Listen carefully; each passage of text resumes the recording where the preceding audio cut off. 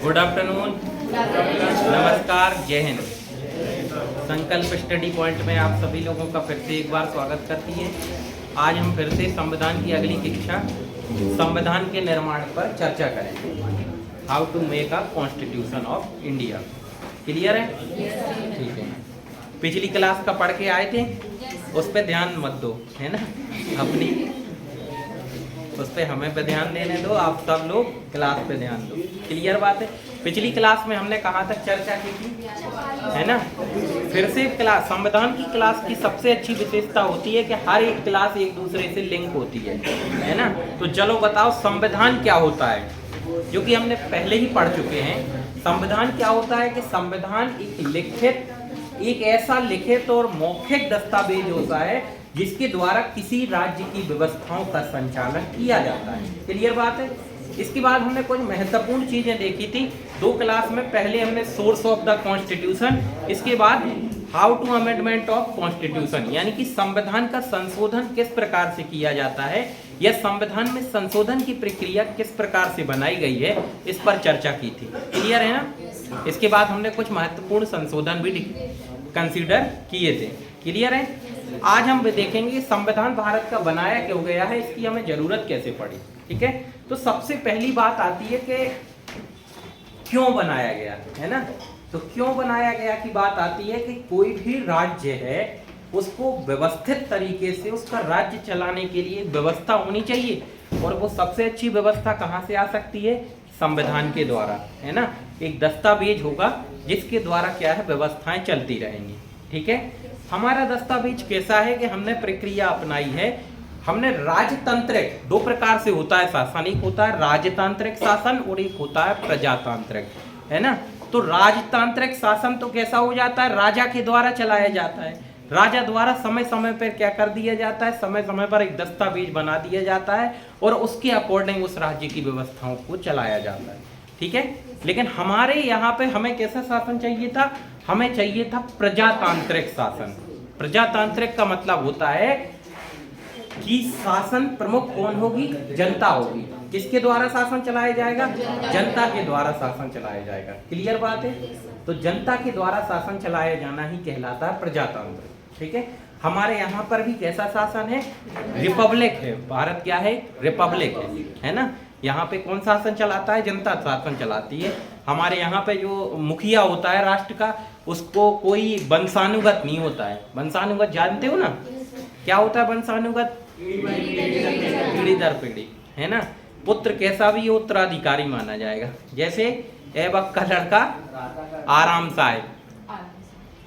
साय को आराम करने मिला था, वंशानुगत था, इसलिए आज मिलता है क्या? आज भी प्रयास हो रहे हैं, लेकिन वंशानुगत शासन नहीं होता है। वही होता है जिसको जनता चुनेगी, और जनता किसको चुनती है? जो उसके योग्य होगा, है ना? तो हमारे यहाँ पर शासन कैसा है? प्रजातांत्रिक। अब प्रजातांत्रिक व्यवस्था कैसी चलेगी? उस व्यवस्था को चलाने के लिए कोई ना कोई दस्तावेज चाहिए। तो ये दस्तावेज ही क्या है? हमारा संविधान है। हमारे यहाँ सबसे सर्वोपरि, कई बार प्रश्न आया है, खास करके लोक सेवा आयोग ने पूछा है कि भारत में सर्वोपरि क्या है? तो भारत में सर्वोपरि जब भी आता है तो पहला विकल्प रहता है संसद। तो क्या संसद है सर्वोपरि? फिर आता है कि संसद के बाद आता है संविधान। तो संविधान है ना सर्वोपरि, क्योंकि संसद भी किसके अनुसार है? संविधान के अनुसार। अगर मैं बोलूं प्रेसिडेंट, तो प्रेसिडेंट की प्रक्रिया भी कहाँ है? संविधान में। मैं बोलूं सुप्रीम कोर्ट, तो सुप्रीम कोर्ट की प्रक्रिया भी कहाँ पर? संविधान में। तो सर्वोपरि कौन हो गया? संविधान ही भारत में सर्वोपरि है। और संविधान किसने लिखा है? जनता ने, है ना? इसलिए हमारे यहाँ पर किसका शासन? जनता का शासन माना जाता है। ठीक है? किसका शासन है? जनता का, जनता के लिए शासन है, यही संविधान है। ठीक है? तो संविधान एक क्या है? एक व्यवस्था है, एक लेख है, एक क्या है? लिखित दस्तावेज है, जिसके द्वारा एक राज्य की व्यवस्थाओं को चलाया जा रहा है। अब बात आती है कैसे बनाया गया, कहाँ से सोच आई? तो सोच का कारण होता है, सबसे पहले आप लोगों ने कुछ पढ़े होंगे, एक पढ़ी होगी आप लोगों ने फ्रांस क्रांति, है ना, फ्रांसीसी रेवोल्यूशन, फ्रांसीसी क्रांति। फ्रांस में भी पहले राजतंत्र हुआ करता था एक समय पे। क्या हुआ करता था? राजतंत्र। 18वीं शताब्दी की बात है। तो फ्रांस में हुआ करता था राजतंत्र, यानी राजा का शासन चलता था। और राजा कैसा? पूरा निरंकुशता, निरंकुशता मतलब जो करना है तो करना है, निरंकुशता के आधार पर पूरा शासन चला रहा था, है ना, कि जो भी करना है, जितना टैक्स जनता से लेना है उतना टैक्स लेना है, जिसको भी जो पद देना है वो देना है ना। अब राजा क्या होता है? एक कुशल राजा कभी अच्छा राजा की अच्छाइयाँ कहाँ से होती हैं? जहाँ तक उनका जो सपोर्टेड सिस्टम है वो कैसा है उस पर डिपेंड करता है। तो फ्रांस में जो राजा बनता था वो किसकी बातें सुनता था? पादरियों की बातें सुनता था, है ना। उन्होंने जो जमीन को बोल दिया कि ये किसके लिए? चर्च के लिए जमीन है, तो भाई भले ही वो गरीब किसानों की जमीन है वो चर्च में चली जाती थी, है ना। तो इस प्रकार से फ्रांस में क्या हो गया? विद्रोह हो गया। विद्रोह के बाद हुआ एक रेवोल्यूशन। रेवोल्यूशन मतलब होता है क्रांति आना, है ना। तो एक क्रांति आई, क्रांति के बाद फ्रांस में आया एक नया सिस्टम। और नए सिस्टम में कहीं ना कहीं एक संविधान की सोच आई कि दस्तावेज के अनुसार क्या चलेगा, व्यवस्थाएं चलाई जाएंगी। फिर बात आती है रूस क्रांति, है ना। तो रूसी क्रांति हुई। रूसी क्रांति से भी हमने कहीं ना कहीं सीखा कि रूस में कैसा शासन हुआ? समाजवाद आया, समाजवाद या जनता का शासन आया, है ना। तो कहीं ना कहीं हमें क्या एक बैकग्राउंड पता चला। अब भारत में उस समय कुछ बुद्धिजीवी वर्ग थे, पढ़े लिखे वर्ग थे बहुत से, तो वो भी देखते थे यार यहाँ पे फ्रांस में ये वाली व्यवस्था आई है ना। कहीं ना कहीं भारत भी जब आज़ाद हो, अच्छा हम आज़ाद का सपना तो देख रहे थे, लेकिन आज़ाद भारत कैसा हो? सबसे बड़ी बात ये थी, आज़ाद भारत कैसा होना चाहिए? ऐसा होना चाहिए कि कोई किसी के अधीन ना हो, है ना। पता चला मान लो हम अंग्रेजों से हमने आज़ाद हो गए और कुछ लोगों को अपना शासन दे दिया, तो फिर से वही व्यवस्थाएं बनी ना। आज़ादी सिर्फ हमारी 200 सालों की अंग्रेजों से आज़ादी नहीं थी, हमारा एक पुराने सिस्टम से भी आज़ादी थी। हमें क्या एक नव भारत का निर्माण करना था, है ना। अगर बताओ आज़ाद नहीं होते तो क्या हम अमृत उत्सव मनाते? नहीं, है ना। हम आज़ादी का अमृत, एक नई सोच बनी थी, एक नया दिशा निर्देश भारत के लिए तय किए गए थे, है ना। तो नई परिकल्पनाओं के साथ एक भारत का नए निर्माण करना था। तो कहीं ना कहीं वहीं से सोच आती है कि हमें भारत को आज़ाद तो कराना है, लेकिन आज़ाद भारत को चलाने के लिए एक परतर व्यवस्था होनी चाहिए, परिपूर्ण व्यवस्था होनी चाहिए। इसीलिए फिर हमने संविधान की सोच आती है। और संविधान के बारे में सबसे पहले बात बोली थी, देखो संविधान के बारे में पहला कोट से क्या लिखा गया है? संविधान, मुझे लगता है कि संविधान कितना भी अच्छा क्यों ना हो, वह अंततः बुरा साबित होगा अगर उसे अमल में लाने वाले लोग बुरे होंगे। संविधान कितना भी बुरा क्यों ना हो, अंततः वह अच्छा साबित होगा अगर उसे अमल में लाने वाले लोग अच्छे होंगे। ठीक है, तो हमारा संविधान अच्छा क्यों है? क्योंकि भारत की जनता उस पर अमल करती है ना। हमारे यहाँ कैसा भी निष्कृष्ट व्यक्ति हो, उसका देश और संविधान के प्रति हमेशा निष्ठा रहती है ना। ये बात आपने देखा होगा, कोई भी कितना भी बुरा व्यक्ति हो, है ना, उस संविधान के प्रति निष्ठा जरूर रखेगा। ठीक है, और जब संविधान के प्रति निष्ठा होगी तो देश के प्रति, क्योंकि कहीं ना कहीं एकता और अखंडता हमारे संविधान में कूट कूट के भरी है। अपने आप हमारे अंदर एक भावनाएं जागृत हो जाएंगी, है ना। क्लियर बात है ना। जैसे नीति निर्देशक तत्व अपने आप आ जाएंगे जब भी हम संविधान पढ़ेंगे, तो उन्हें लागू कराने के लिए राज्य को कोई कठोर कदम उठाने की आवश्यकता है ही नहीं है। अपने आप हमें वो नैतिकता आती जाती है। क्लियर बात है ना, तो समझ में आ रहा है। तो इसीलिए हमने एक अच्छा संविधान बनाया। जब अच्छा संविधान होगा तो वहाँ के लोग ऑटोमेटिक अच्छे होंगे और उस पर अमल करेंगे। ठीक है, हमारा क्या संविधान इतना कठोर है कि हम उस पर अमल न कर पाए? एक व्यवस्था ये भी है, हम क्यों अमल करते हैं? क्योंकि हमारा संविधान इतना बेहतर तरीके से बनाया गया है, इतनी अच्छाइयों का उसमें समावेशन है कि हम सब उस पर मानने। बताओ, किसी का कोई अधिकार छीनना नहीं है, इतना किसी को अधिकार नहीं दिया गया कि वो किसी दूसरे का अधिकार छीन सके। हमारे यहाँ प्राइम मिनिस्टर को भी ये अधिकार नहीं है कि वो आपके फंडामेंटल राइट को छीन सके, है ना। इतना अच्छा कहाँ का संविधान होगा कि हम किसी की भी आलोचना कर सकते हैं एक दायरे में रहकर। तो जब इतनी अच्छी व्यवस्थाएं हैं तो बताओ फिर अमल ना होने की कोई गुंजाइश नहीं होती है। इसीलिए माना जाता है विश्व का सबसे अच्छा संविधान कहाँ का है? भारत का। विश्व का सबसे महान संविधान कहाँ का है? भारत का। विश्व का सबसे बड़ा संविधान कहाँ है? भारत का। विश्व का सबसे बड़ा लिखित संविधान कहाँ का है? भारत का। ठीक है, तो सबसे पहले आज चर्चा का विषय रहेगा संविधान के निर्माण और संविधान के निर्माण में सबसे पहले हम देखेंगे कि हिस्टोरिकल बैकग्राउंड ऑफ कॉन्स्टिट्यूशन, ठीक है, संक्षिप्त इतिहास, ठीक है। एक सोच है ना संविधान की, तो कहाँ से सोच आती है संविधान की। इसके बाद देखेंगे कि संविधान किसने बनाया, जिसमें आ जाएगा निर्वाचन, है ना, निर्वाचन वही है संविधान सभा, क्लियर बात है ना। इसके बाद आ जाएंगे उसकी बैठक, बैठक के बाद समितियां, समितियां के बाद जो अन्य मुद्दे थे उन पर चर्चा करेंगे। यहाँ तक बात समझ में आई, ठीक है। अभी तक तो कोई बात समझने वाली जैसी थी नहीं, अब आते हैं अपन पॉइंट पे।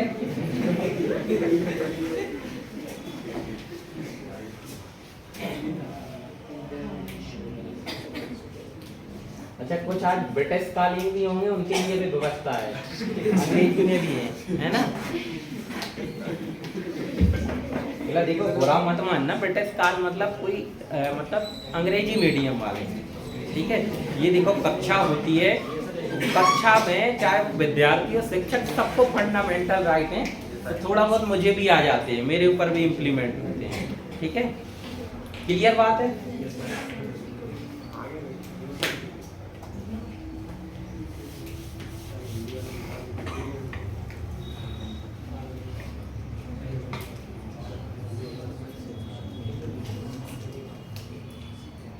अब आते हैं संविधान सभा।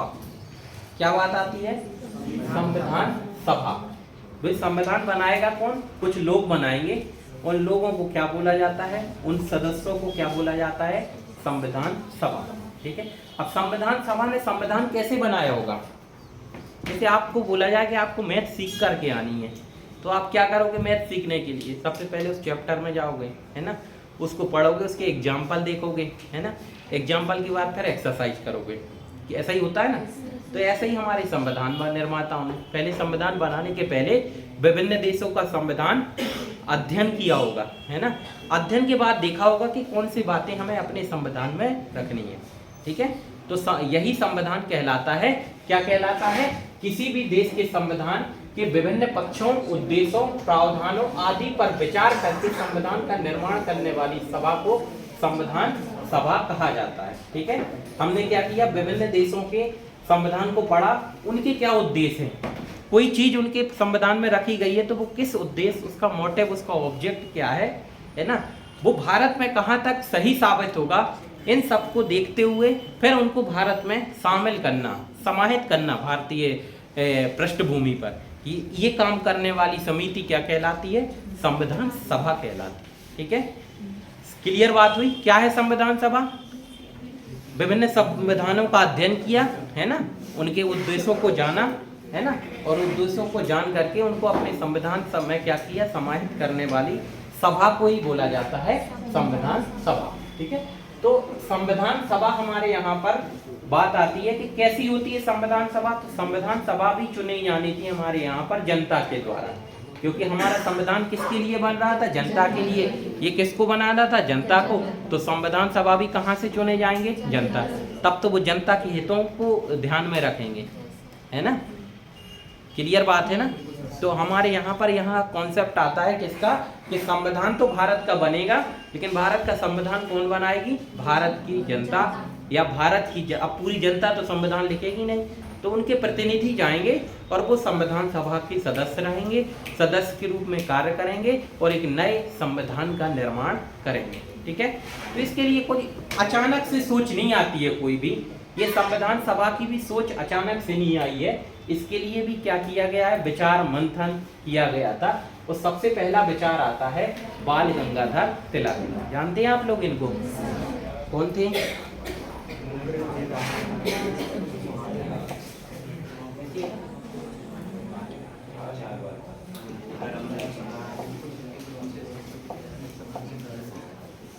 सबसे पहली बात आती है बाल गंगाधर तिलक, ठीक है। बाल गंगाधर तिलक ने सबसे पहले बोला था, एक प्रस्ताव लाए थे जिसे बोला जाता है स्वराज्य प्रस्ताव। और स्वराज्य प्रस्ताव में इन्होंने बात की थी, संविधान की बात की थी, कि भारतीयों का हर देश की तरह भारतीयों को भी एक अपने संविधान निर्माण करने का अधिकार है। अर्थात इन्होंने मांग रखी थी ब्रिटिश गवर्नमेंट के सामने, और इस मांग में क्या बात की थी, संविधान की बात की गई थी। तो सबसे पहले प्रश्न आएगा कि सबसे पहले संविधान की मांग किसने की थी? तो सबसे पहले संविधान की मांग की थी बाल गंगाधर तिलक के द्वारा सर्वप्रथम संविधान की मांग की गई थी। क्लियर? बाल गंगाधर तिलक ने स्वराज्य विधेयक में सर्वप्रथम संविधान की मांग 1895 में की थी। ठीक है, क्लियर है?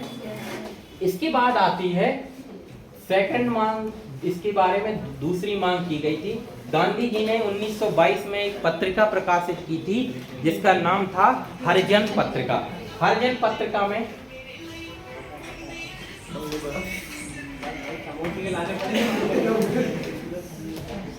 धन्यवाद।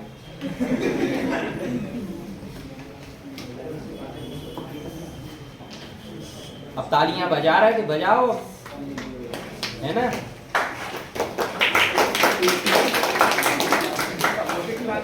हैप्पी बर्थडे है क्या? मना लो। ठीक है, केक मेरी तरफ से, समोसा आपकी तरफ से। हैं? नहीं है? क्यों नहीं है? पिछली क्लास में नहीं थे? बोला था ना? ठीक है, तो अगली मांग आती है हरिजन पत्रिका। हरिजन पत्रिका में एक लेख था और उस लेख में बोला गया था कि भारतीय भी भारत का संविधान बनाएंगे। ठीक है, यहाँ पर बात की गई थी कि जो भारत का संविधान का निर्माण करेंगे वो कौन से लोग करेंगे? भारत के लोग ही भारत का संविधान बनाएंगे। ये मांग कहाँ पे की गई थी?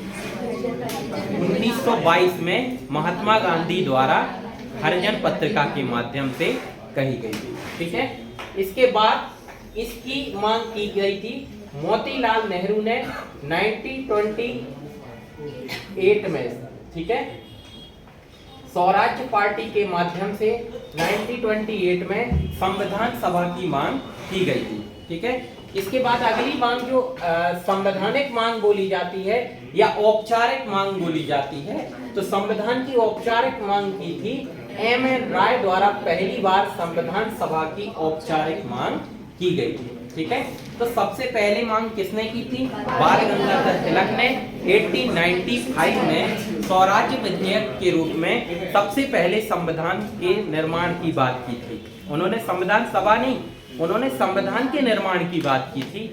इसमें इसके बाद 1922 में महात्मा गांधी द्वारा बोला गया था एक पत्रिका के माध्यम से कि जैसे हर देश वाले को अपना संविधान बनाने का अधिकार है, वैसे ही भारतीयों को भी अपने संविधान को बनाने का अधिकार है। इसलिए भारत का संविधान भारतीयों के द्वारा ही लिखा जाना चाहिए।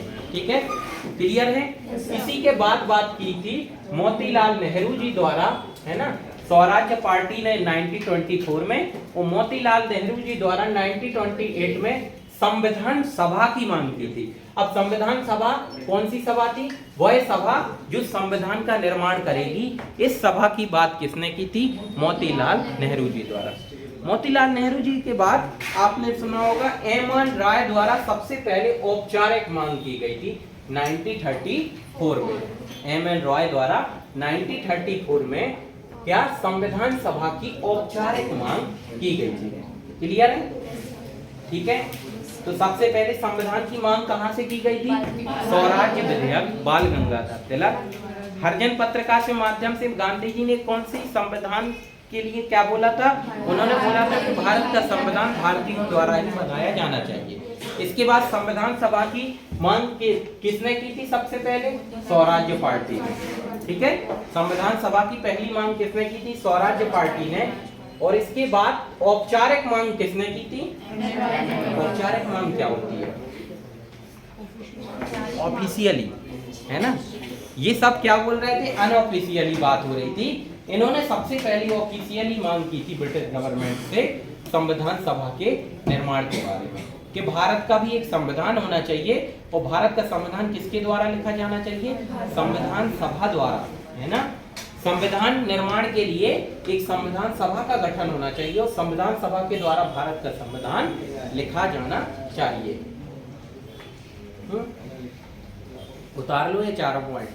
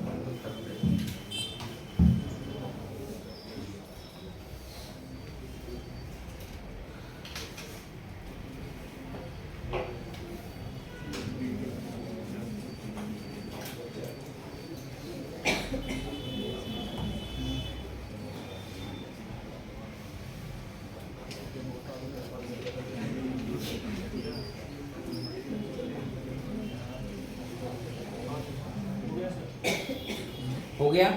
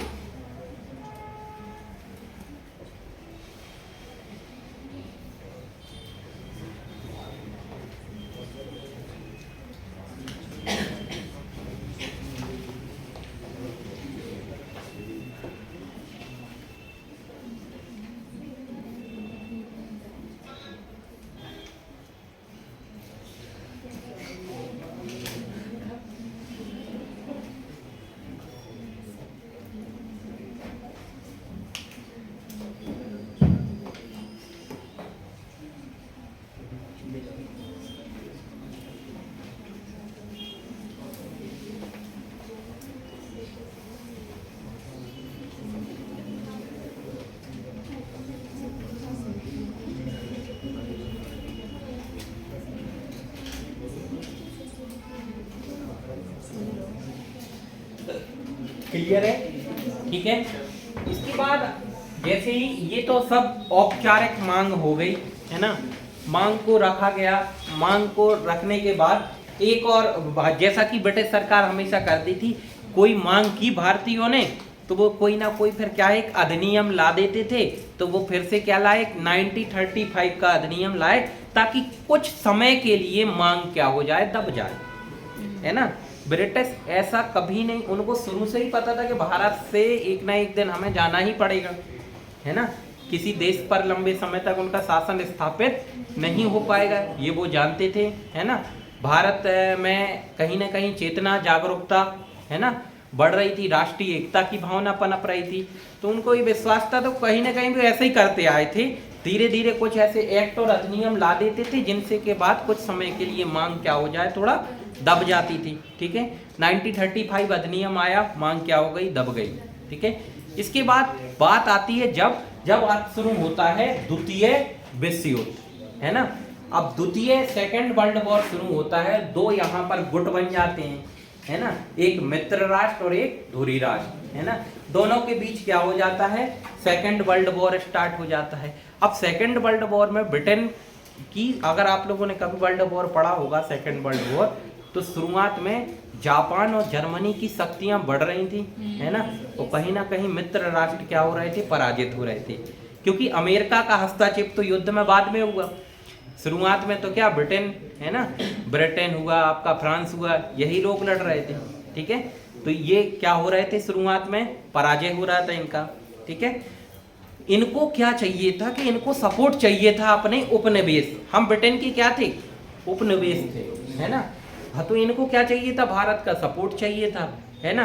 सपोर्ट के लिए इन्होंने एक प्रस्ताव लाए जिसको बोला जाता है, यहाँ नहीं लिखा है, आप लोग लिख लीजिएगा, अगस्त प्रस्ताव। सबसे पहले भारत में संविधान सभा की औपचारिक मांग को कौन से प्रस्ताव के रूप में स्वीकार किया गया था, अगस्त प्रस्ताव, है ना। तो सबसे पहले क्या लाया गया,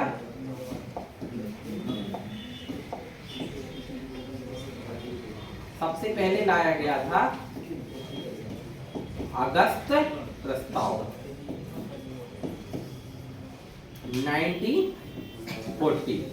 1940 में अगस्त प्रस्ताव लाया गया।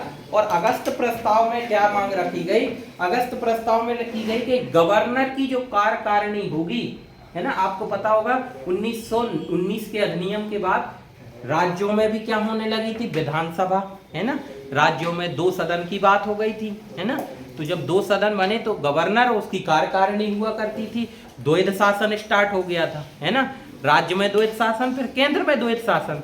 तो जो ये DRC पॉलिसी थी, इसमें 2 प्रकार से शासन हुआ करता था कि एक में भारत के मंत्रिमंडल वाले और एक में गवर्नर की कार्यकारिणी।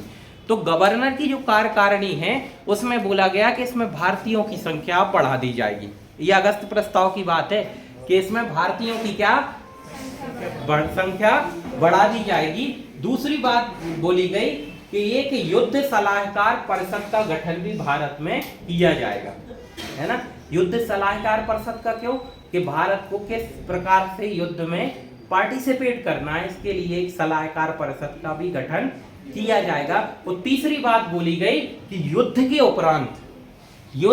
उपरांत भारतीयों को अपना संविधान निर्माण करने की भी क्या दी जाएगी, भारतीयों द्वारा भारत का संविधान निर्माण करने के लिए एक संविधान सभा का गठन किया जाएगा। लेकिन पॉइंट क्या बोला गया कि युद्ध के उपरांत, क्या युद्ध के उपरांत, मतलब पहले आप युद्ध में पार्टिसिपेट करो, फिर हम तुम्हारी स्वतंत्रता के बारे में सोचेंगे।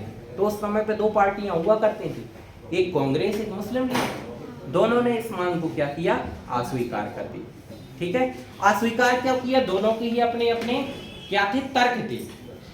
कांग्रेस ने इस मांग को इसलिए अस्वीकार कर दिया क्योंकि अगस्त प्रस्ताव में एक बात बोली गई थी कि भारतीयों को क्या होगा, संविधान निर्माण करने का होगा, लेकिन भारत को एक उपनिवेश राज्य का दर्जा दिया जाएगा, है ना। आजादी की बात फिर भी नहीं की गई थी। तो कांग्रेस ने बोला कि हम आजादी से पहले कोई कंप्रोमाइज नहीं करेंगे, हम युद्ध में तभी भाग लेंगे जब ये बात होगी कि हम आजाद किए जाएंगे। हमें उपनिवेश डोमिनियन स्टेट का दर्जा हमें नहीं चाहिए, हमें क्या चाहिए, पूर्ण आजादी चाहिए, है ना। और मुस्लिम लीग ने इसको इसलिए अस्वीकार कर दिया क्योंकि मुस्लिम लीग शुरू से ही मांग कर रही थी कि अलग पाकिस्तान। तो इस प्रस्ताव में कहीं पे भी अलग पाकिस्तान की या भारत की बंटवारे की बात नहीं लिखी थी। किस आधार पे, धर्म के आधार पर भारत की बंटवारे की बात कहीं नहीं लिखी थी। इसलिए मुस्लिम लीग ने भी क्या किया, अगस्त प्रस्ताव को अस्वीकार कर दिया। ये प्रस्ताव अस्वीकार जरूर हुआ, लेकिन यहाँ से प्रश्न आप लोगों के लिए तैयार होता है कि भारतीयों के लिए संविधान सभा की मांग को सबसे पहले किस प्रस्ताव द्वारा स्वीकार किया गया था, तो वो प्रस्ताव कौन सा है, अगस्त प्रस्ताव। ब्रिटिशर्स ने कब किया था, अगस्त प्रस्ताव के माध्यम से, लेकिन भारतीयों ने अगस्त प्रस्ताव को क्या किया, तुरंत ही ठुकरा दिया था। ठीक है, एक पॉइंट यहाँ नोट करना, देखिए ब्रिटिश गवर्नमेंट द्वारा सर्वप्रथम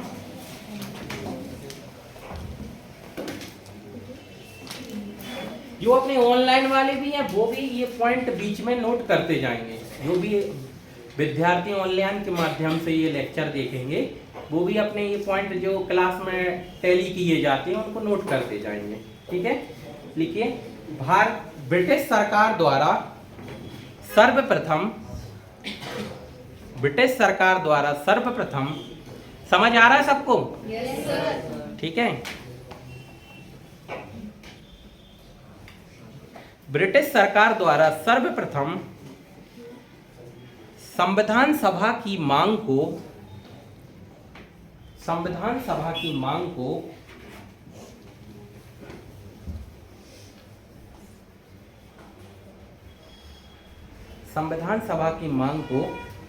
अगस्त प्रस्ताव के माध्यम से स्वीकार किया था, क्योंकि इसके पहले जो मांगे हुई उनको स्वीकार नहीं किया था। तो प्रश्न आएगा सर्वप्रथम ब्रिटिशर्स ने कब स्वीकार किया था, अगस्त प्रस्ताव के माध्यम से। ठीक है, स्वीकार मतलब एक्सेप्ट, है ना।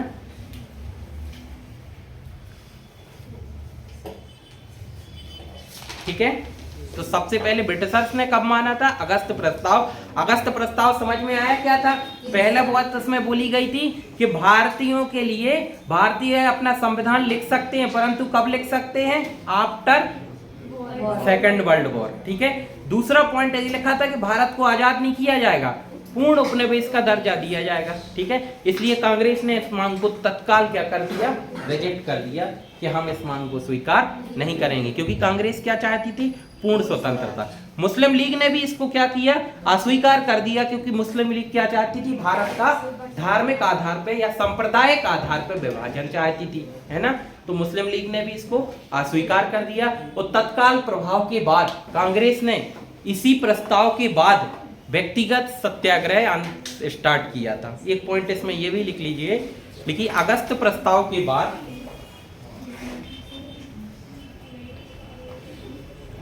अगस्त प्रस्ताव के बाद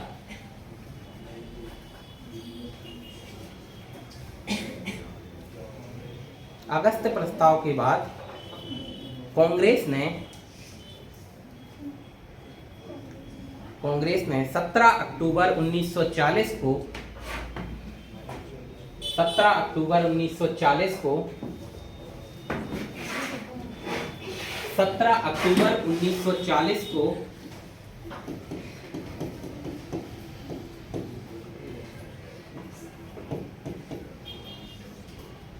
व्यक्तिगत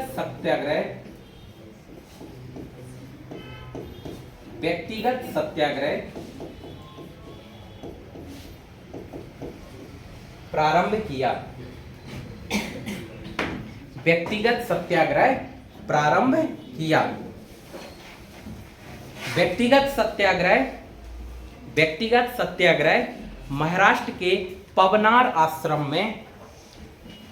आश्रम से प्रारंभ किया गया था। पवनार आश्रम आपने सुना होगा, मध्य प्रदेश से निकलने वाली, बैतूल की मुल्ताई से निकलने वाली एक नदी है जिसका नाम है वर्धा नदी। वर्धा नदी ही आपके पवनार आश्रम से होकर के गुजरती है।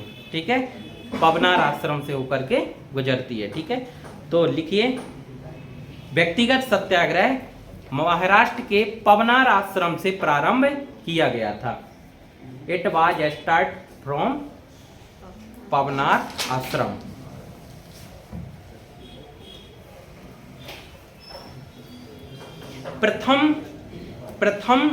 इसके प्रथम सत्याग्रही, मतलब पहली बार जो इसने सत्याग्रह किया उसको प्रथम सत्याग्रही बोला जाता है। इसके प्रथम सत्याग्रही आचार्य विनोबा भावे थे।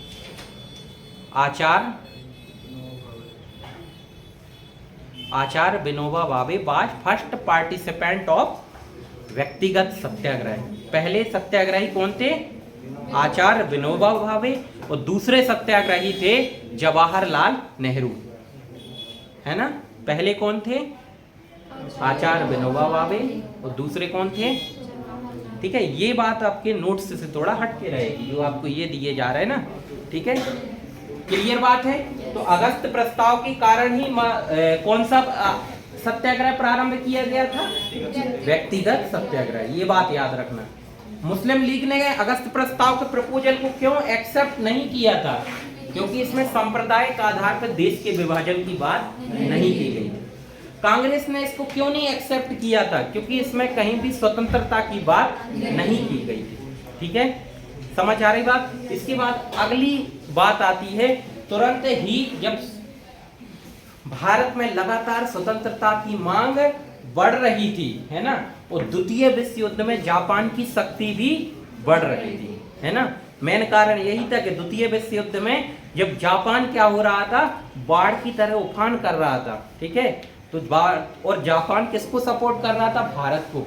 भारत की एक सेना गई थी, उस सेना को सपोर्ट कर रहा था, आजाद हिंद फौज को, है ना। आपको पता होगा उसी समय अंडमान निकोबार और सिंगापुर को आजाद भी करा लिया था ब्रिटिश उपनिवेश से। ठीक है, अब ये पता था ब्रिटिशर्स को कि जापान ने अगर सपोर्ट कर दिया भारतीयों का तो हमें भारत को क्या करना पड़ेगा, आजाद करना पड़ेगा, है ना।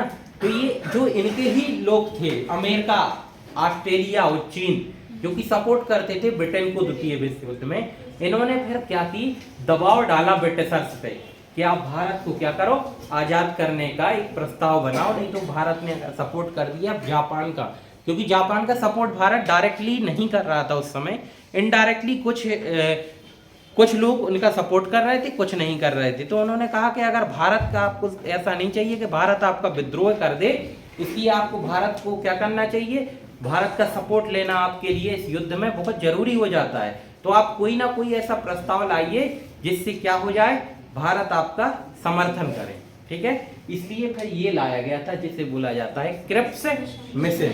क्या लाया गया? 23 मार्च 1942 को।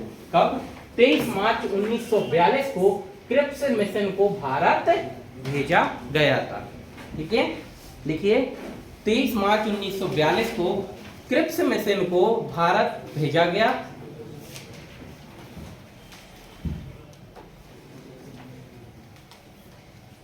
ये भेजा था ब्रिटिश के उस समय प्रधानमंत्री हुआ